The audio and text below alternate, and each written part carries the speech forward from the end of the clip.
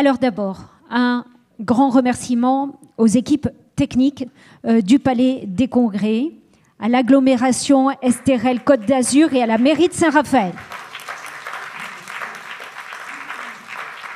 Merci beaucoup pour votre accueil et merci beaucoup aux équipes techniques, Pierre et tout le monde, pour la qualité de ce qui s'est passé ici dans cette salle. Un grand remerciement aussi aux radios qui ont suivi l'événement, Radio Mosaïque FM et Pierre Potin, et puis une autre radio, j'ai perdu son nom. Un remerciement à l'ESAT Le Bercail et son directeur Jean-François Chepiot pour la restauration. On va remercier bien sûr les producteurs locaux pour l'accueil paysan et la soirée d'hier soir.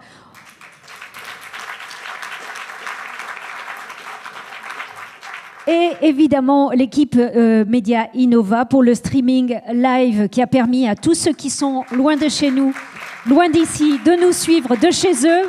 Merci donc à Baudouin, à Édouard, à Cécilia. Merci beaucoup à vous tous de nous avoir permis aussi d'être en lien avec ceux qui n'ont pas pu se déplacer et venir jusqu'à chez nous. Enfin, pour ma part, un merci bien sûr très particulier à Véronique, à Anaïs et à Montsé, et bien sûr à Alexandra Vidal pour cet accompagnement, pour l'organisation pour vous, pour cet accompagnement pour moi, pour me permettre d'animer ces 2 journées. Juste un grand merci qui me concerne cette fois-ci et qui s'adresse à vous pour votre accueil parmi vous.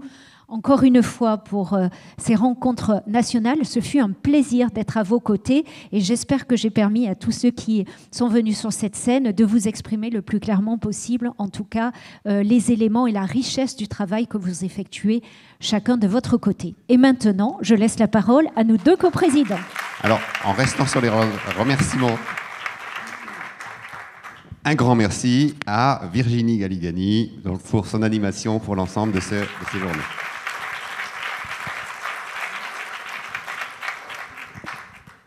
Très bien, je vais essayer d'être court. Moi, je retiens, allez, on va dire 4 choses. Premièrement, ça me semble une banalité, mais on a eu des échanges très riches. À la limite, c'est pas suffisant de dire ça, quoi, parce que on a eu, je pense, vraiment une belle démonstration de ce que produit l'intelligence collective. On met ensemble des gens à réfléchir qui ont des choses à dire. Il émerge, on a de l'émergence de choses qu'on n'avait pas imaginées au départ.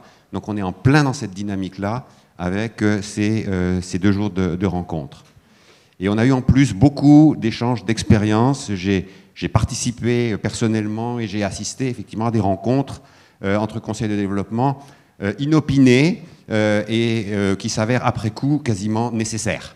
Qu'on peut juger comme telles. Donc voilà, ça a été aussi une occasion d'échange d'expériences. C'est la magie aussi de la rencontre en présentiel, dans un cadre agréable et qui favorise effectivement les rencontres. 3e point, alors là je reviens un petit peu dans mon rôle de coprésident de la coordination. Moi, ce que je ressens, c'est que ces rencontres vont être un jalon de notre réflexion sur l'évolution des conseils de développement. C'est un peu comme si on était passé d'une thématique de qu'est-ce que les conseils de développement peuvent faire pour les transitions à maintenant on va pouvoir réfléchir à la transition des conseils de développement. Voilà, et donc on a, avec la matière de ces 2 jours, de quoi réfléchir, de quoi analyser, de quoi réfléchir, de quoi enrichir ou pas réfléchir, mais en tout cas enrichir notre réflexion sur la stratégie collectivement avec le conseil d'administration, le bureau, etc. Je crois qu'on a vraiment là une très grosse matière pour consolider en fait cet itinéraire qu'on a entrepris déjà à 7 il y a 3 ans vers la transformation des conseils de développement. Et puis alors, non, c'était mon 4e point, c'est ça, il y a matière à analyser. Donc je vais passer la parole à mon coprésident qui va forcément inventer une 5e ou un 5e et un 6e point. Non, en fait, c'est un point de synthèse, parce que mine de rien, alors, à écouter les retours des 7 ateliers, finalement, on a notre feuille de route, c'est fait, donc on ne va pas s'ennuyer, on n'aura pas été réélu pour rien, on va bien mouiller la chemise, parce qu'il y a des vraies missions, enfin, on a bien entendu, c'est à nous à mettre ça en musique maintenant, avec le conseil d'administration. Et soyez sûr d'une chose, c'est qu'on ne va rien rater sur ce coup-là. Pourquoi ? Parce qu'au fond, et sans vraiment le chercher, on a cassé un plafond de verre à Saint-Raphaël pendant ces 2 jours. On est en capacité maintenant d'être de véritables faiseux, plus d'être dans la proposition, mais dans l'action.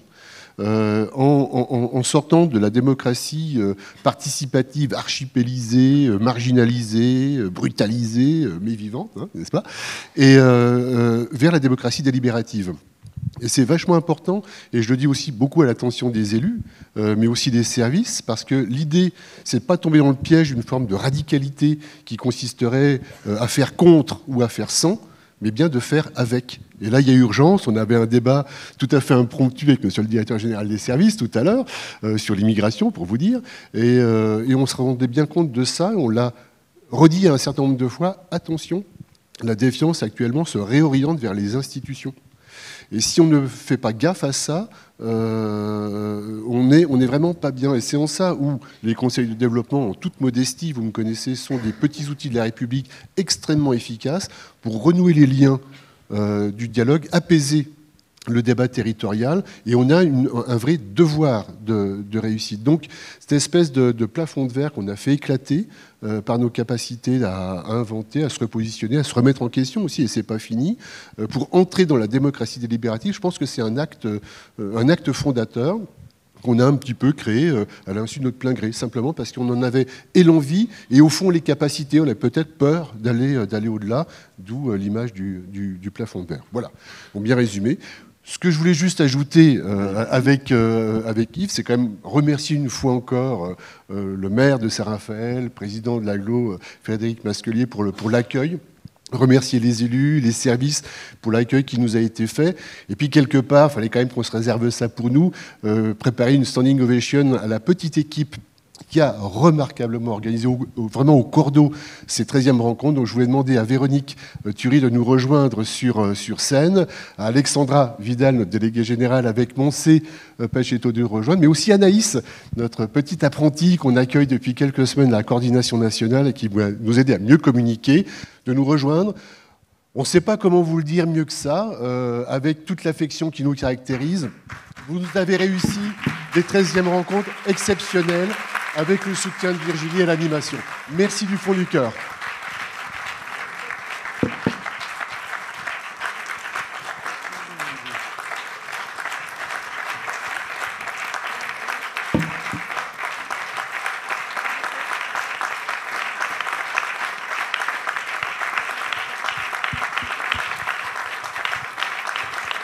Merci beaucoup à toutes et à tous et bon retour surtout chez vous. Oui. Et je voudrais ajouter un mot et un remerciement.